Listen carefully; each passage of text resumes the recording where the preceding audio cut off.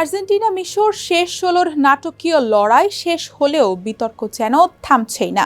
৩-২ ব্যবধানে জিতে কোয়ার্টার ফাইনালে উঠেছে আর্জেন্টিনা। তবে ম্যাচ শেষে সামাজিক যোগাযোগ মাধ্যমে ছড়িয়ে পড়া একটি ভিডিও নতুন করে আলোচনার জন্ম দিয়েছে। ভিডিওতে দেখা যায় আর্জেন্টিনার অধিনায়ক লিওনেল মেসির সঙ্গে উত্তপ্ত বাক্য বিনিময়ের পর মিশরের প্রধান কোচ হোসাম হাসান বুকের ওপর ২ হাত ক্রস করে ফিফার বর্ণবাদ বিরোধী সংকেত দেখাচ্ছেন। ভাইরাল হওয়া ভিডিওতে দেখা যায় ম্যাচের শেষ দিকে টাচ লাইনের কাছে মেসি ক্ষুব্ধ ভঙ্গিতে হোসাম হাসানকে কিছু বলছেন।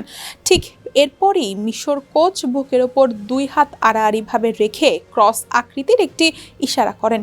ফিফার বর্ণবাদ বিরোধী প্রোটোকলে এই সংকেতটি বিশেষ গুরুত্ব বহন করে। ২০২৪ সালে বর্ণবাদ বিরোধী প্রচারণার অংশ হিসেবে ফিফা এই বিশেষ সংকেত চালু করে। মাঠে কোনো খেলোয়াড়, কোচ বা কর্মকর্তা বর্ণবাদী আচরণের শিকার হয়েছেন বলে মনে করলে বুকের ওপর ২ হাত ক্রস করে এই সংকেত দিতে পারেন।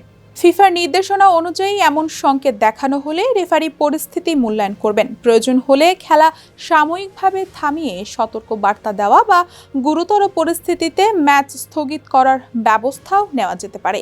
ভিডিওটি প্রকাশের পর নানা ধরনের আলোচনা শুরু হলেও মেসি ঠিক কী বলেছিলেন বা হোসাম হাসান কেন এই সংকেত দেখিয়েছেন তা এখনও নিশ্চিতভাবে জানা যায়নি।